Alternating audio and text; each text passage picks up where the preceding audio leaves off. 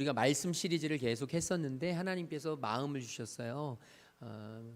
2024년이 이제 마무리될 날이 얼마 남지 않았는데 이제 2달하고 한 보름만 지나면 2025년이 돕는데 우리 성도님들이 이 마무리를 무엇으로 할까? 하나님께서 2개의 말씀을 주셨는데 하나는 기도고 하나는 감사인데 감사를 먼저 하나님께서 감사로 이 2024년을 잘 마무리하기를 소망하면서 몇 주 동안 감사에 대한 메시지를 같이 나누면서 우리 성도님들이 감사하는 삶 살아가시기를 간절히 주님의 이름으로 축복합니다.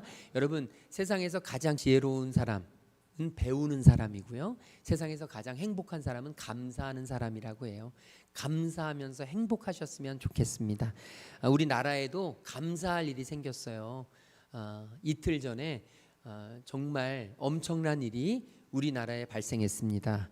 무슨 일인지 아직 모르시는 분들이 계시다면 내가 역시 영적으로 충만해서 세상과 담을 쌓고 사는구나 생각하시고 이런 것들은 조금 알아두셔도 좋을 것 같아요. 우리 한국의 작가가 노벨 문학상을 탔어요. 이 노벨 문학상을 우리나라에서 탔다는 게 뭐 그렇게 큰 의미냐? 뭐 탈 수도 있지. 올림픽 나가서 금메달도 타고 또 노벨 평화상도 타고 했잖아요. 이렇게 생각할 수 있지만 아니에요. 대단한 일입니다. 지금 노벨 이 문학상이 노벨상 수상이 124년째 지속되는 거예요. 올해가 124회인데 이 124년이 되는 동안 아시아에서 여성 가운데 이 노벨 문학상을 탄 사람은 처음이에요. 우리나라로서도 처음이지만 아시아 여성 가운데 처음이에요. 어마어마한 거예요. 그뿐이 아니라 이 노벨 문학상은 특별히 언어의 문제가 있기 때문에 우리나라 한글이 어렵잖아요. 외국 사람들은 한글의 이 섬세함을 알지 못해요. 노랗다, 누르스름하다, 노루댕댕하다 뭐 이런 얘기를 전혀 몰라요. 사람들은 그냥 외국 사람들은 노랗다면 옐로우 하나죠. 그런데 우리나라는 표현이 대단하잖아요. 그런데 그런 가운데에서 노벨 문학상을 받았다는 건 더욱 대단하고, 특별히 이번 노벨 문학상은요, 중국의 찬쉐라는 아주 유명한 문학가가 있어요. 그리고 호주의 제럴드 머네일이라는 굉장한 유명한 문학가가 있어요. 우리로 말하면 누가 세상에서 세계에서 누가 들어도 좀 문학을 하는 사람이라면 아는, 그래서 그 둘이 굉장히 유력했다고 해요. 특별히 중국의 찬쉐라는 이 문학가가 이번에 받을 거라는 예상이 그 베팅 도박 사이트에서 항상 1위였어요. 이게 도박 사이트가 나쁜 게 아니라 누가 노벨 문학상을 받을 거냐는 이런 베팅을 하는 거거든요. 여러분, 운동 경기도 그렇고 축구나 야구나 농구나 모든 경기에도 다 이런 사이트가 있어요. 누가 이길 건지를 맞춰서 맞추는 사람한테 이렇게 혜택이 가는데, 이 우리나라의 이 작가는 한강이라는 작가예요. 한강의 기적 많이 들어보셨잖아요. 그래서 어떤 이는 제2의 한강의 기적이다. 한강, 제 얘기를 미리 안 들으신 분들은 한강하면 서울에 있는 강을 생각하실지 모르지만 사람 이름이에요. 이 한강이라고 하는 작가, 이 작가의 그 노벨 문학상 수상을 예측했던 그 아까 말했던 베팅 사이트에서 20위 안에 들지도 못했어요. 그러니까 도저히 탈 거라고 아무도 생각하지 않았고, 이 한강 작가는 집에서 아들하고 밥을 먹는 가운데 그 누가 탄다는 그 노벨 그 시상 그게 수상식이 이렇게 그 방송이 됐는데 보지 않았어요. 그냥 아들하고 밥을 먹고 아무 기대도 하지 않는데 밥을 먹는 가운데 전화가 온 거예요. 그리고 유튜버들이 이 노벨 시상식을 이제 이렇게 방송하다가 깜짝 놀래가지고 진짜 자기들의 귀를 의심하는 거예요. 이거 어마어마한 거죠. 그래서 금요일 날 예스24, 교보문고, 알라딘 모든 사이트는 다운이 되고 이 한강 작가의 책은 완전히 다 절판이 됐어요. 그 전날 목요일 날 팔렸던 책에 비해서 1000배가 뛰었대요. 1000배가 많이 그 다음 날 팔렸고, 그것도 품절이 돼서 팔리질 못해가지고 지금 어마어마하게 인쇄업자들이 증판을 하고 있고요. 우리는 잘 모르지만 이 책 한 권을 얻으려고 아침부터 이 오픈하기 전에 줄을 서 가지고 얼마나 많은 사람들이 이 책을 사려고 애를 쓰는지 지금 한국에 어마어마한 열풍을 가져오고 있습니다. 그런데 저는 사실은 이 한강이라는 작가가 이런 상을 탔다는 데 의미가 있는 게 아니라 사실 제게 도전을 주었던 부분은 좀 다른 부분이에요. 우리나라에 고은 시인이라는 이런 분들도 있고 굉장히 많은 분들이 이런 그 노벨 문학상을 탈 수도 있다, 그런 자리까지 갈 수도 있다는 평판을 받았어요. 그런데 왜 실패했느냐? 사생활이 복잡해서. 그러니까 다시 말하자면 글하고 삶하고 일치가 안 돼서. 그런데 이 한강이라는 작가를 뭐 제가 개인적으로 아는 건 아니지만 이 사람의 삶이나 살아온 가치관이나 이런 모든 것들이 사실은 글과 다르지 않아서 참 도전이 되고 목사로서 저는 굉장히 많은 생각을 하게 되었습니다. 이 한강 작가의 아버지도 작가예요. 한승원이라는 작가인데 많이 들어보셨을 거예요. 아재 바라아재.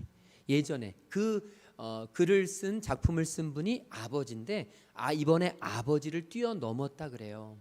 그런데 이 스웨덴의 노벨 문학상을 주는 할리먼이라는 그런 의원들을 이 문학을 하는 회원들을 모아서 투표를 하는 거예요. 그 자리에서 뽑는데 그 할리먼의 안데르스 올손 노벨위원회 위원장은 이런 이야기를 했습니다. 한강에 대해서, 한강 작가에 대해서, 한강은 작품에서 역사적 트라우마와 보이지 않는 규칙에 맞서며 작품마다 인간 삶의 연약함을 드러냅니다.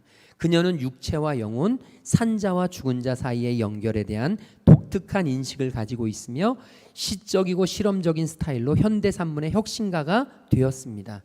우리나라의 국격을 한순간에 뛰어오르게 해준 정말 고마운 일이에요. 그런데도 또 나와 생각이 좀 다르다는 이유로, 나와 조금 노선이 다르다는 이유로 얼마나 많은 사람들이 깎아내리는지 몰라요. 중국, 일본에서는 이거는 정치적인 힘이다 뭐 이러면서 깎아내리는데 우리나라 사람들마저 안타깝게도 깎아내려요. 중국인이 받았어야 한다, 일본인이 받았어야 한다. 참 안타깝기가 짝이 없어요. 어쨌든 이 작가의 독특하고 굉장히 많은 사람들의 아주 강력한 힘이 뭐냐면 우리나라 선조들의 아픔을 글에다 심어냈다는 거예요. 그래서 여러분 우리가 너무나 잘 아는 우리나라의 아픔이 있잖아요. 1980년 5월 18일 광주 민주화 항쟁. 여러분 이건 우리나라 모든 살고 있는 사람이라면 누구나 다 아프고 누구나 다 알고 누구나 다 가슴에 저리는데 이 책을, 이 사건을 책에다 실어내서 소년이 온다라는 책으로 승화했어요. 그래서 이 소년이 온다라는 책으로 이탈리아에서 굉장히 중요한 문학상을 받았고, 또 우리나라의 1948년에 제주도에서 있었던 4월 3일 4.3 사건, 아마 제주도에 가보시면 여러분 4.3에 대해서 기념비도 있고 굉장히 많은데 너무나 안타깝게도 많은 백성들이, 많은 국민들이 총칼에 짓밟혀서 죽음을 당한, 정말 안타깝게 모든 국민들이 완전히 폭도가 되어서 그냥 한순간에 죽임을 당하는 너무 아픈 역사인데 그 아픔의 역사를 가지고 작별하지 않는다라는 책으로 작년에 프랑스의 권위 있는 그런 문학상을 수상하게 되었고, 또 여러분 채식주의자라는, 아마 많이 들어보셨을 거예요. 이 채식주의자라는 책을 한강이 썼는데 모든 육식, 이 육식은 폭력을 상징한다고 해요.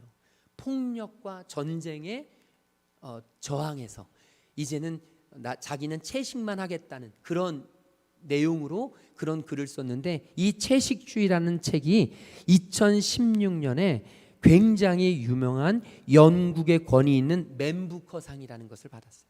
굉장히 권위 있는 거예요. 왜냐하면 영어로 된 문학 가운데 상을 주는 거거든요. 영어로 된 문학 가운데 상을 한 사람 주고 그 다음에 영어가 아닌 다른 나라 언어의 중에서 한 명을 주는데 그게 바로 한국의 이 한강 작가가 받은 거예요. 제가 보면서 제게 가장 큰 도전을 주었던 것은 이것이었습니다. 여러분 이쯤 되면 난리가 나잖아요. 벌써 난리가 났잖아요.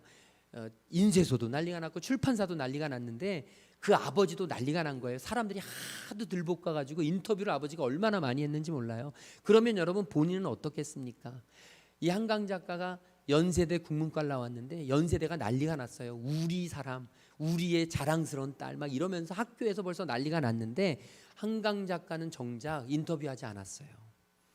수상 인터뷰는 당연히 하는 것인데, 당연히 자기를 겸손하게 표현하더라도 하는 게 영광인데 하지 않았습니다. 왜냐하면 지금 이 순간에도 우크라이나와 러시아, 이스라엘과 팔레스타인에서 매일같이 죽음으로 생명들이 이 땅을 떠나가고 있는데 어떻게 잔치를 벌일 수 있느냐.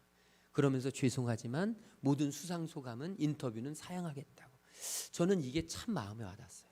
아, 말과 글이 하나가 되고 생각과 삶이 하나가 될 때, 아, 이게 참 위대한데, 목사인 저는 제 설교와 제 삶이 일치할까, 이런 고민을 다시 하게 되면서 여러분 기도해 주십시오. 저의 설교와 저의 삶이 일치하기를.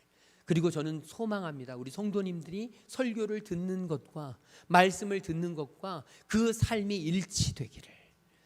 그것이 바로 하나님이 기뻐하시는 그리스도인의 모습인 줄로 믿습니다.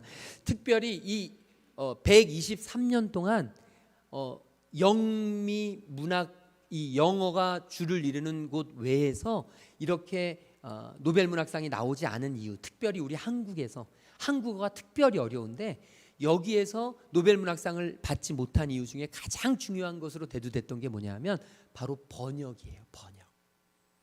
아무리 아름다운 시도 영어로 번역하는 순간 끝이에요. 우리나라의 감성, 우리나라 사람들의 감정, 우리나라 사람들이 가지고 있는 우리나라 사람들이 품고 있는 모든 독특한 문화가 싹 사라져 버린다는 거죠. 왜냐하면 영미문학 속에서 있는 사람들, 이 영어권에서 있는 사람들은 한국 사람들의 한의 사상을 알지 못해요. 이 감정을 알지 못해요. 그러니까 영어로 번역이 되는 순간 모든 아름다운 문학이 사라져버리고 그냥 하나의 글로 남아버리죠.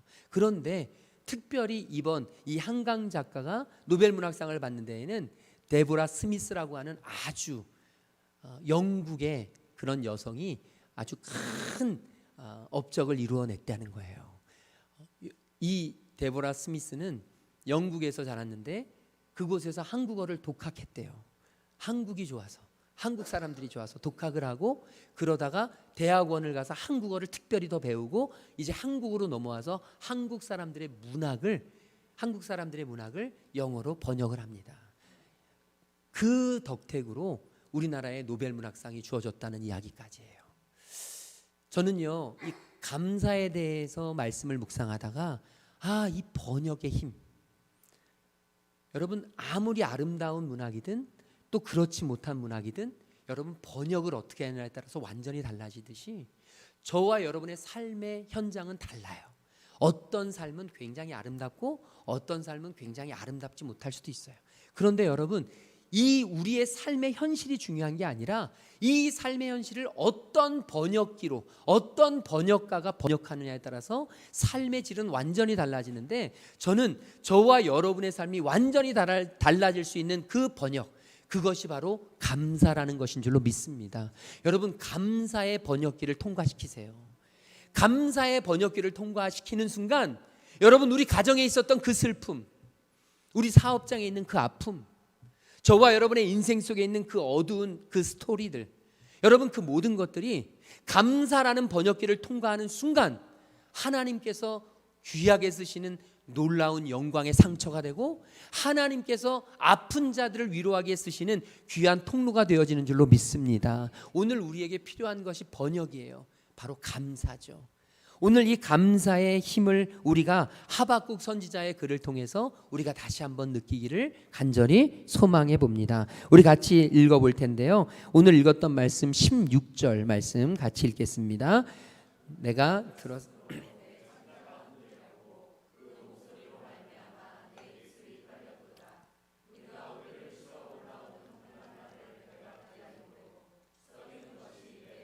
들어왔으며 내 몸은 내 처소에서 떨리는도다. 아멘. 이 하박국 선지자는 이스라엘의 후반부에 활동했던 선지자입니다. 특별히 이스라엘이 바벨론에게 멸망당하기 바로 직전의 선지자였어요. 그러니까 저희 이번 2024년 교회 주제가 바로 부흥을 보리라잖아요. 하박국 선지자잖아요.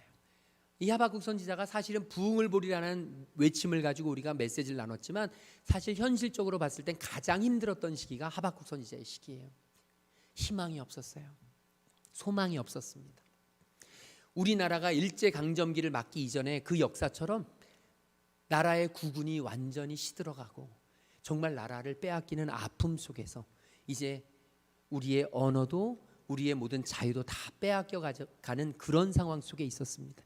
그럼에도 불구하고 하박국 선지자는 하나님의 사람이었기 때문에 희망을 선포하고 소망을 선언해야 되는 사람이었습니다. 그런데 현실이 그러질 못했어요. 너무 힘들었습니다. 어떻게 되어 있었느냐? 하박국 선지자가 지금 들었습니다. 무엇을 들었느냐? 바로 바벨론 군사들의 말발굽 소리입니다. 바벨론 군사들이 수십만 대군을 이끌고 말을 타고 이 이스라엘로 진군해 오는 것을 들은 거예요. 여러분 영화나 사극 같은 데 보면 이 벌판에 수만 대군들이 막 이렇게 이동하는 것을 보게 되잖아요. 이게 CG로 처리될 때도 있지만 실제로 여러분 수만 군의 사람들이 이렇게 이동을 하게 되면 얼마나 그 소리가 큰지 몰라요. 말발굽 소리도 어마어마하고요. 그 다음에 이 병사들의 걷는 소리도 어마어마해요. 병사들이 일부러 같이 열을 맞춰서 걸어요. 여러분 해병대 이렇게 뛰는 거 보셨어요? 박수 치면서 뜁니다. 해병대 자기들 이렇게 드러내면서 박수를 치는데 박수만 치는 게 아니에요. 박수를 왜 치냐? 오른발을 맞추기 위해서 치는 거예요. 그러니까 발소리가 똑같아요. 그러니까 얼마나 우렁차게 들리는지 몰라요. 수만 대군들이 사람들이 같이 그 발걸음을 할 때 얼마나 두려운지 몰라요. 지금 하박국 선지자는 자기 집에 있습니다. 자기 처소에 있어요. 그런데 들리는 소리는 무슨 소리가 들리느냐? 수없이 큰 말발굽 소리와 어마어마하게 웅장한 병사들의 이 발자국 소리. 그러니까 지금 하박국 선지자는 두려운 거예요. 지금 현실이 어려운 거예요. 그래서 창자가 흔들립니다. 여러분 너무 무서운 일을 당하면 우리의 오장육부가 흔들려요. 너무 두려워서 오금이 저려요.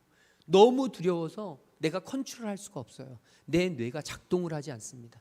얼마나 두려운지 내 몸이 반응을 하는 거예요. 그래서 마지막 사형당할 때 사람들이 정말 안타깝게도 내 몸을 제어하지 못하는 거예요. 너무 두려워서 창자가 흔들립니다. 그 목소리로 말미암아 내 입술이 떨렸어요. 여러분 너무 두려우니까, 너무 이 바벨론 군사들의 함성 소리가 크니까 너무 두려워서 입술이 팍 떨리고 있는 거예요. 이건 내가 떠는 게 아니에요. 내가 떨고 싶어서 떠는 게 아니에요. 여러분 혹시 감기에 갑자기 심하게 걸릴 때, 그냥 멀쩡하다 갑자기 추워질 때, 막 한기가 올 때, 충분히 다른 사람들은 반팔 입고 있는데 나는 너무 떨리는 거예요. 그러면서 입술이 팍 떨릴 때 이게 제어가 안 되는 거예요. 지금 이 하박국 선지자는 자기 처소에서 이런 두려움을 맡고 있어요. 그리고 얼마나 두려운지, 무리가 우리를 치러 올라오는 환난 날을 내가 기다림으로 썩이는 것이 내 뼈에 들어왔으며. 여러분 뼈가 썩는다는 말을 들어보셨나요? 너무 힘들면 뼈가 썩어요. 사람이 얼마나 고통이 심하면 뼈가 썩습니다. 내 근육이 아픈 게 아니라, 내 어떤 몸이 아픈 게 아니라 뼈가 썩어요. 여러분 암이 바로 그런 질병이에요. 뼈가 썩어 들어가는 것 같은. 그래서 예전에 한 권사님이 이제 암으로 돌아가셨는데, 돌아가시기 전에 딸이 물어요. 딸이 하필이면 그때 아이를 낳고 너무너무 힘들어서 그러는데 어머니가 더 힘들어하니까, 엄마 도대체 암이 얼마나 아픈 거예요? 그랬더니 그 권사님이 하신 말씀을 제가 아직도 잊을 수가 없어요. 그 말씀을 하시더라고요. 너 아기 낳았잖아. 그 아기 난 거, 그 아픈 거에 10배만 아프다고 생각하면 돼. 저도 제 아내가 아이를 낳을 때 곁에 계속 같이 있었거든요. 얼마나 힘들게, 얼마나 어렵게 낳는지를 봤어요. 그런데 그 아픔의 10배라니요. 여러분 생각해 보세요. 어마어마하게 힘든 일이에요. 뼈가 썩어 들어간다는 건 그런 느낌이에요. 지금 이 하박국 선지자는 너무너무 힘겹다는 거예요. 내 몸이 떨려서 도대체가 어찌할 줄 모른다는 것이죠. 이런 외부의 압력이 있습니다. 여러분 우리에게도 있잖아요. 누군가를 보기 싫어서 너무 힘들 때 있지 않습니까? 제가 예전에 부목사로 사역할 때 정말 너무 힘겨운 사람들이 있어요. 주차 때문에 매 주일마다 그냥 우리 사역자들을 괴롭히는 그런 집 앞에 사람이 있어요. 그러면 가만히 있을 수가 없잖아요. 매일같이 싸우다 보면 만나기가 싫어요. 얼굴 부딪히기가 싫어요. 그러면 오는 길이 짧은 길이 있는데 돌아가요. 혹시라도 만날까 봐. 여러분, 누가 사람이 힘들면 그만큼 힘든 거예요. 사람이 힘든 것만큼 힘든 일이 없어요. 사람 때문에 두려운 것만큼 두려운 일이 없어요. 정말 피하고 싶고 부딪히고 싶지 않은 그런 마음이 있어요. 지금 하박국 선지자가 이 두려움, 이것과는 비교도 안 되는 두려움을 맞는 거예요. 왜냐하면 나라가 빼앗기는 거거든요. 우리나라 일제강점기 때 여러분 일본군이 쳐들어온다는 말만 들으면, 우리나라 임진왜란 때 여러분 이 오랑캐가 쳐들어온다는 것만 들으면 우리 백성들은요 파르르 완전 사색이 돼서 어쩔 줄 몰랐어요. 오늘 우리에게도 그런 일이 있죠. 누군가 이야기만 들으면, 누군가와 마주치기라도 하면 너무너무 힘든 그런 사람들이 있어요. 직장에서도 끊임없이 자기만 승진하려고 나를 힘들게 하고, 여러분 사업장을 한다고 하면 경쟁업체 끊임없이 나를 힘들게 하려고 애를 쓰는 그런 사람들이 힘든 거예요. 지금 하박국 선지자는 그 어려움을 겪고 있는 것이죠. 그런데 이런 외부의 적만 있었던 게 아닙니다. 17절, 우리 17절 말씀 같이 읽겠습니다. 비록 무화과 나무가 무성하지 못하며 포도나무에 열매가 없으며 우리의 양떼 없으며 외양간에 소가 없을지라도. 아멘. 우리가 찬양을 통해서 너무나 잘 아는 말씀이잖아요. 무화과 나무 잎이 마르고. 여러분 우리가 잘 아는 이 말씀 하박국 말씀인데, 여기에 보면 무화과 나무와 포도나무와 감람나무가 나오잖아요. 이 나무들은요 팔레스틴 지역에서만 자랄 수 있는 나무들이에요. 다시 말하자면 팔레스틴 지역에서는 이 나무들만 자랄 수가 있는 거예요. 왜냐하면 건조하거든요. 물이 없어요. 1년이 돼도 한 6개월은 아예 비가 오질 않아요. 그러니까 그 안에서 살아날 수 있는 나무들이 많지 않아요. 무화과 나무, 포도나무, 감람나무예요. 그런데 그게 열리지 않는다는 거예요. 이 팔레스틴 지역은 낮에는 50도까지 올라갑니다. 45도, 50도.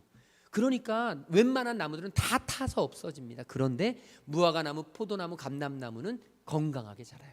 누가 물 주지 않아도 그냥 갖다만 놓으면 그곳에서 자라는데, 전쟁이 얼마나 심각한지 무화과 나무, 포도나무, 감람나무가 다 말라버린 거예요. 다 시들어버린 거예요. 다 죽어버린 거예요. 먹을 게 없다는 거예요. 여러분 외부의 적도 힘들지만 그 외부의 적으로 인해서 내 안에 생겨나는 내부의 적은 더 힘듭니다. 생존이 안 되는 거예요. 먹고 사는 일이 해결되지 않으면 얼마나 불안합니까? 여러분 아마도 요즘 2024년 겪으면서 2024년이 가장 힘들었다고 여기시는 분들도 꽤 많아요. 코로나 아무것도 아니었어요. 금융사태 아무것도 아니었어요. IMF 그때도 견딜 수 있었어요. 그런데 요즘은 더 힘들다는 분들이 자영업자들 사이에서 굉장히 많이 일어나고 있습니다. 여러분 지금 하박국 선지자는 그런 이야기를 하는 거예요. 먹고 사는 일이 힘들어요. 예전에는 당연하던 일이 너무나 힘겹게 다가오고 있습니다. 외부에서는 나를 죽이려는 적이 있어요. 내부에서는 생존이 힘들어요. 지금 이렇게 힘들고 어려운 하박국 선지자, 이 하박국 선지자가 보여주는 여러분 믿음의 반응을 우리가 눈여겨보기를 소망합니다. 오늘 말씀 18절 우리 같이 읽도록 하겠습니다. 18절입니다. 나는 여호와로 말미암아 즐거워하며 나의 구원의 하나님으로 말미암아 기뻐하리로다. 아멘. 여러분 나는 여호와로 말미암아 즐거워하며 나의 구원의 하나님으로 말미암아 기뻐하리로다. 여러분의 2024년 지나간 시간들을 돌아보시기 바랍니다. 힘든 시간들이 있으셨죠? 고난의 시간들이 있으셨죠? 정말 나에게 왜 이런 일이 생길까? 하필이면 나에게 이 어려움이 찾아올까? 우리 사업장이 왜 이렇게 힘들까? 우리 가족이 왜 이렇게 어려울까? 우리 아이들이 왜 이런 문제가 있을까? 내 건강이 왜 이렇게 점점 안 좋아질까? 우리 안에 이런 고민들이 있었을 것입니다. 여러분 지금 하박국 선지자가 그런 고민 속에서 이런 외침을 하고 있는 거예요. 나는 여호와로 말미암아 즐거워하며 나의 구원의 하나님으로 말미암아 기뻐하리로다. 어떻게 하나님으로 말미암아 즐거워하고 어떻게 구원의 하나님으로 말미암아 기뻐할 수 있습니까? 감사했기 때문이에요. 하박국 선지자에게는 지금 앞에 있는 답답한 현실, 지금 앞에 있는 두려운 현실보다 그 현실 위에 계신 하나님이 보였던 거예요. 나를 지으시고 나를 부르시고 나를 여기까지 보내신 하나님을 신뢰했기 때문이에요. 하나님이 계시기 때문에 지금 내 앞에 있는 것들이 힘들고 어렵고 환경이 만만치 않고 내가 정말 이제까지 경험했던 어떤 것보다 나를 힘겹게 하는 그런 시간들이 내 앞에 펼쳐진다 해도 하박국 선지자에게는 감사가 있었던 거예요. 왜냐하면 나를 구원하신 하나님은 여전히 계시니까. 여러분, 우리가 왜 이 어려운 현실 속에서 왜 환경과 상황이 힘들어지면 우리가 감사를 잃어버리느냐? 그 이유는 바로 여호와로 말미암아 즐거워하지 않고 여호와께서 내게 주신 것으로 말미암아 즐거워했기 때문이에요. 이건 여러분 작은 차이 같지만 어마어마한 차이입니다. 왜 우리가 하나님을 즐거워하고 하나님을 기뻐했습니까? 하나님이 내게 건강을 주셔서. 왜 우리가 하나님을 기뻐하고 하나님을 찬양했습니까? 하나님이 나에게 먹고 살 방법을 주셔서, 지혜를 주셔서, 자녀들을 주셔서. 하나님이 나에게 이런 것들을 주시니까 우리는 그것들을 감사하고 그것들을 즐거워하다 보니 문제가 무엇이냐? 그것들이 사라져 버리니까 불평하기 시작하는 거예요. 그것들이 문제가 되다 보니까 마음속에 어려움이 있기 시작하는 거예요. 우리 청소년 아이들을 둔 많은 부모들, 신앙이 좋고 하나님 앞에 감사하다가도 아이들이 청소년기에 방황하고 아이들이 자꾸만 힘겹게 하고 아이들이 말을 안 듣고 아이들이 엉뚱한 길을 가고 아이들이 이제까지 자라던 착한 아이에서 벗어나 자기의 삶을 찾다 보면 부모들이 너무 힘든 거예요. 왜 하나님 나에게 이런 어려움을 주세요? 하나님이 나에게 맡기셨잖아요. 하나님이 나에게 주셨잖아요. 그런데 왜 나에게 이런 어려움을 주세요? 여러분, 우리는 하나님을, 자녀를 주신 하나님을 기뻐한 게 아니라 하나님이 주신 자녀를 기뻐했기 때문에 그런 일이 발생하는 거예요. 이게 아다르고 어다른데요, 이게 배측장 한 장 차이 같은데요, 어마어마한 차이입니다. 나는 무엇을 기뻐했는가? 나는 무엇을 감사했는가? 나는 무엇에 하나님께서 나에게 주신 감사와 기쁨의 찬양을 올려 들었는가? 저는 소망합니다. 이 자리에 있는 우리 모두가 하나님이 내게 주신 것들 때문에 감사하고 하나님이 내게 주신 상황들과 환경들과 내게 주신 많은 조건들, 선물들 때문에 만족한 것이 아니라 하나님이 이런 것들을 내게 주신 그 하나님 때문에 감사하는 그런 저와 여러분 되시기를 주님의 이름으로 축복합니다. 이것이 바로 감사의 중요한 키포인트예요. 내가 왜 감사하지 못했는가? 하나님보다 하나님이 주신 것들을 더 사랑해서, 하나님보다 하나님이 내게 맡기신 선물들을 더 만족해서. 그러다 보니까 그 상황이 없어지면, 그 상황이 바뀌어지면, 그 조건이 흔들리면 나의 감사도 흔들리게 되는. 그런데 여러분, 하박국 선지자는 그것들을 이겨낸 거예요.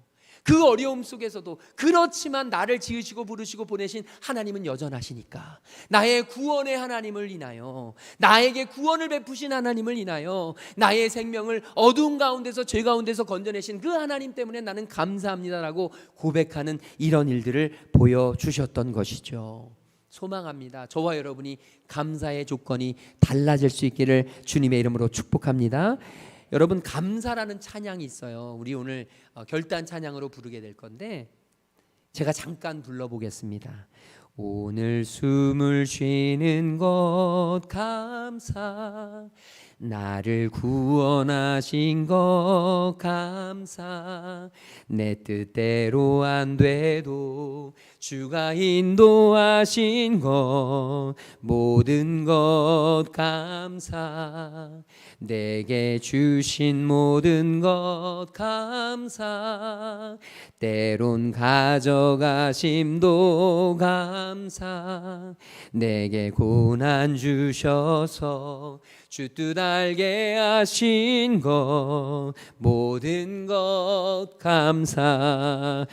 그러면서 주님 감사해요 찬양하는데요, 여러분 이 곡을 누가 지었는지 아세요?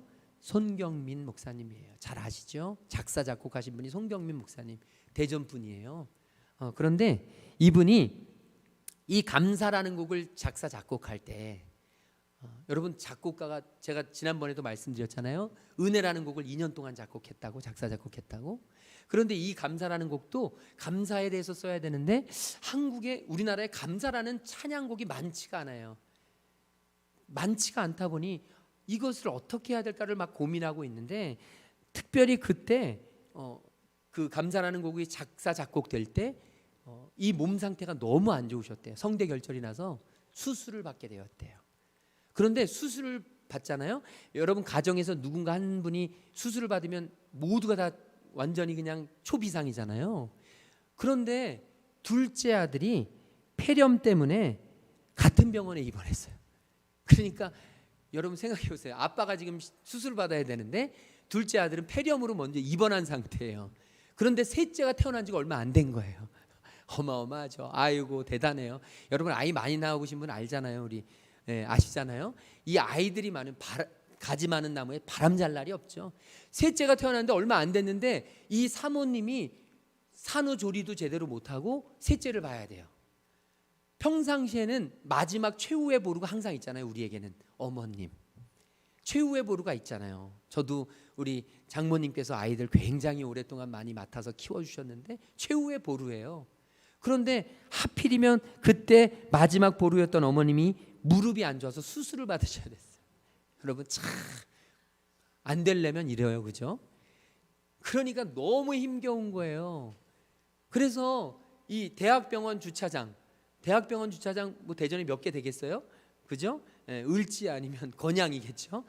그 주차장에다 차를 세워놓고 펑펑 울었대요, 혼자.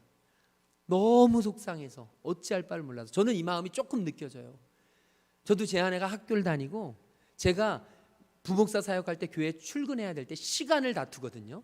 출근하면 딱 맞춰진 시간이 있어요. 그런데 아이들이 말을 들어요? 안 듣죠. 이 아이들을 유치원에 데려다 주고 그리고 다시 출근하게 되는 게 이게 완전히 순간에 완전 어마어마한 타이밍이거든요. 그런데 유치원에도 못 가게 되면 장모님께 맡겨야 되고 그러면 이 모든 게 순식간에 찰나의 그런 정말 시각을 다투는 그런 때인데 지금 이 목사님이 그런 거예요. 너무 힘겨운데 할 게 없는 거예요. 어떻게 막댈 데가 없는 거예요. 그렇게 너무 힘들어서 펑펑 주차장 차 안에서 울고 있는데 하나님께서 이 가사를 주신 거예요. 하나님께서 이 가사를 주셨대요. 오늘 숨을 쉬는 것 감사. 나를 구원하신 것 감사. 내 뜻대로 안 돼도 주가 인도하신 것 모든 것 감사. 내게 주신 모든 것 감사. 때로 가져가심도 감사. 내게 고난을 주셔서 주 뜻 알게 하신 것 모든 것 감사. 저는 이 감사의 마음이 우리 성도님들에게 있기를 주님의 이름으로 축복합니다. 여러분 그렇습니다. 우리의 모든 것이 내 마음대로 되지 않아요. 내 뜻대로 다 일이 펼쳐지지 않습니다. 하나님이 주셨다가 뺏는 경우도 있으시고 하나님이 고난을 나에게 허락하실 때도 있어요. 그때는 이해가 안 돼요. 왜 이런 일을 나에게? 하나님 이건 너무하지 않습니까? 그런데 지나고 나면 하나님의 뜻을 알게 하시는 놀라운 은혜를 그곳에서 발견하게 된다는 것이죠. 이 손경민 목사님이 한 간증에서 이렇게 이야기하십니다. 모두가 다 어려운 시기를 지나지만 주님은 여전히 말씀을 통해 우리에게 지금도 감사거리가 있다고 말씀하십니다. 지금도 우리가 믿음의 눈으로 찾아서 나의 주어진 환경에서 감사하면 나를 통해서 하나님의 뜻이 이루어진다고 말씀을 통해서 가르치십니다. 저는 소망합니다. 우리 성도님들이 이번 한 주 동안 감사거리를 찾으시길 소망합니다. 여러분 자꾸 없는 것만 바라보지 마시고 자꾸 다른 사람에게 있는데 나에게 없는 것들 때문에 불평하지 마시고 나이가 이제까지 충분히 누려왔음에도 불구하고 당연한 것으로 치부해버리지 마시고 여러분 내 마음대로 안 돼도 내 뜻대로 안 돼도 고난이 찾아와도 정말 내 마음속에 정말 참을 수 없는 아픔을 준다 할지라도 여러분 그 아픔은 저와 여러분의 간증의 제목이 될 줄로 믿습니다. 이번 한 주 감사합시다. 감사하며 살겠습니다. 감사가 곧 믿음입니다. 저와 여러분의 입술에서 이 한 주 동안 이 말씀이 계속 나왔으면 좋겠어요. 감사가 믿음입니다. 감사가 믿음입니다. 여러분의 믿음을 보여주십시오. 많은 사람들은 기도를 잘하면 아주 화려한 언변으로 기도를 잘하면 찬양을 너무 열심히 하면 찬양을 너무 잘해서 많은 사람들을 막 감동시키면 그리고 예배를 한 번도 빠지지 않으면 교회에서 봉사를 하면 믿음이 좋다고 여러분 많은 사람들이 생각하지만 주님은 우리에게 그렇게 말씀하시지 않아요. 너의 믿음은 그런 것들이 아니야. 너의 믿음은 오직 하나야 감사야. 네가 감사한 마음으로 살아가느냐? 네가 감사한 마음으로 하나님을 바라보느냐? 네가 감사한 마음으로 하나님의 손을 붙잡고 사느냐? 그렇지 못하냐? 여러분, 감사하지 못하는 사람, 늘 삶에서 원망 불평인 사람에게는 믿음은 없는 거라고 보셔야 합니다. 나에게 믿음이 있는가 없는가? 내 안에 감사가 있느냐 없느냐? 이 한 주 동안 감사로 믿음을 보여주는 귀한 한 주 되시기를 주님의 이름으로 축복합니다. 우리 옆 사람에게 감사로 믿음을 보여줍시다. 우리 인사 나누겠습니다. 우리 다 함께 자리에서 일어나셔서 우리 송경민 목사님의 그 마음, 또 우리의 마음, 하나님 앞에, 하나님 감사합니다. 주님 정말 감사합니다. 내가 여기까지 온 것도 하나님의 은혜입니다. 나를 사랑하신 주님의 사랑을 감사합니다. 우리 이 시간 찬양하고 함께 기도하며 나아가겠습니다. 오늘 숨을 쉬는 것 감사, 오늘 숨을 쉬는 것 감사, 나를 구원하신 것 감사, 내 뜻대로 안 되고 주가 인도하신 것 모든 감사, 내게 주신 모든 것 감사, 때론 가져가신 것 감사, 나 같은 두셔서 주 뜻 알게 하신 것 모든 것 주님 감사해요. 주님 감사해요. 주님 감사해요. 내가 여기까지 온 것도 은혜입니다. 주님 감사해요. 주님 감사해요.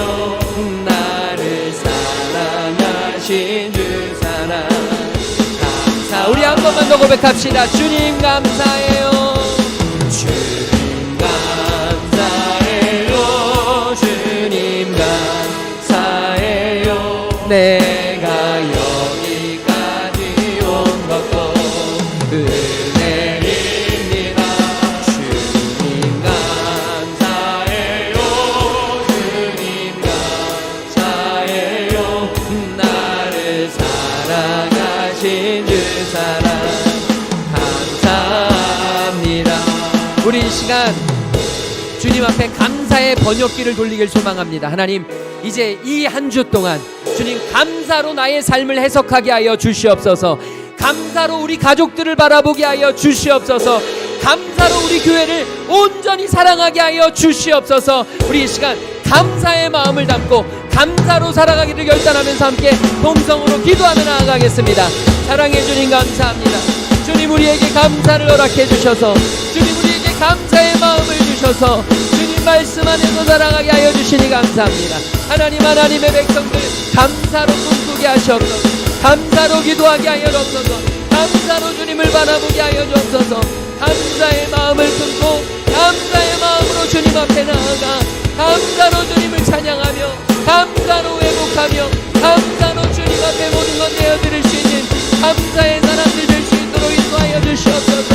아버지 하나님, 수많은 적들이 찾아와도 아버지 하나님 내 삶의 생존에 문제가 생겨도 하나님 그럼에도 불구하고 내 안에 감사의 마음으로 하나님을 바라보며 은혜를 누리며 주님 주시는 귀하고 놀라운 기쁨으로 감사하며 나아가는 하나님의 귀한 백성들에게 허락하여 주시옵소서. 하나님의 나라를 보게 하여 주시고 감사의 마음을 품게 하시고 감사의 은혜를 누리게 하여 주시고 감사로 주님 앞에 내어놓게 하여 주시고 감사로 주님 앞에 나아갈 수 있는 하나님의 자녀로 아버지 감사의 삶으로 변화될 수 있도록 감사로 믿음을 보이게 하여 주옵소서. 감사로 믿음을 보이게 하여 주시옵소서. 내 삶의 모든 것이 감사가 되게 하시고 내 삶의 모든 시간이 감사가 되게 하여 주시고 내 삶의 모든 아버지 하나님 관계가 감사가 되게 하여 주시고 감사의 번역기를 돌려 아버지 하나님 나의 삶에 있는 모든 것들이 감사로 해석되는 내가 있도록 성령 하나님 인도하여 주시고 채우시고 역사하여 주셔서 하나님의 백성들이 감사로 살아나는 은혜, 감사로 회복되는 은혜, 감사로 아버지 하나님 다시 주님을 향하여 날아오는 하나님 귀한 은혜를 우리에게 허락하여 주시사 감사의 사람으로 감사의 은혜로 주님 앞에 내어드릴 수 있는 거룩한 수에 달려들 수 있도록 성령 하나님 감사의 길을 허락하여 주시고 감사로 이끌어 주시고 감사로 나아갈 수 있도록 주님 인도하여 주옵소서.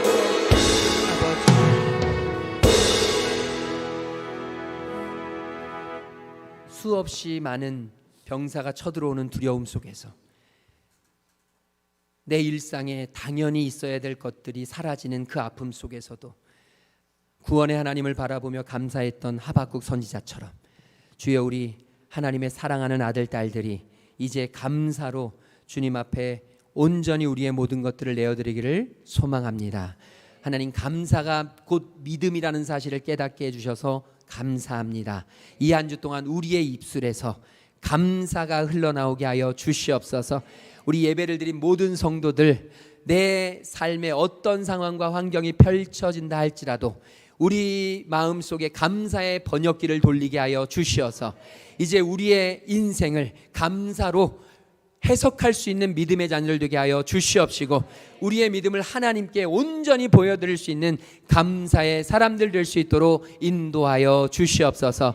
주님 몸이 아픈 지체들 주님께서 여호와 라파의 은혜로 함께하여 주시옵시고 마음이 아프고 관계가 힘든 지체들 주님께서 찾아가 어루만져 주시며 위로하여 주시옵시고 주님 재정적으로 어려운 많은 지체들 주님께서 하늘문을 여시사 하나님께서 필요한 일용할 양식을 허락하여 주시옵시고 하나님의 영광을 위하여 하나님께서 부어 주시옵소서. 이 시간 하나님 앞에 예배하는 귀한 지체들 영육간의 강건함 허락하여 주시옵시고 특별히 감사의 예물을 하나님 앞에 올려드리고 하나님의 것을 구별하여 드리는 하나님의 귀한 지체들 주님께서 하늘문을 여시사 하나님께서 가장 필요한 것으로 가장 적당한 것으로 가장 알맞는 것으로 하나님께서 채우시고 넘치도록 부어 주시옵소서. 이제는 길과 진리와 생명 되시는 우리 주 예수 그리스도의 그 놀라우신 구속의 은혜와 우리를 지으시고 부르시고 보내신 창조주 하나님의 한이 없으신 그 사랑하심과 우리의 친구 되시며 위로자 되시는 성령 하나님의 감화 감동 역사 충만하심이 이제 감사가 곧 믿음임을 기억하고 우리 인생에 이 한 주 동안 감사의 언어로 살아가기로 결단하고 돌아가는 모든 하나님의 자녀들 머리 위에 지금부터 영원토록 함께 계시기를 간절히 축원하옵나이다. 아멘.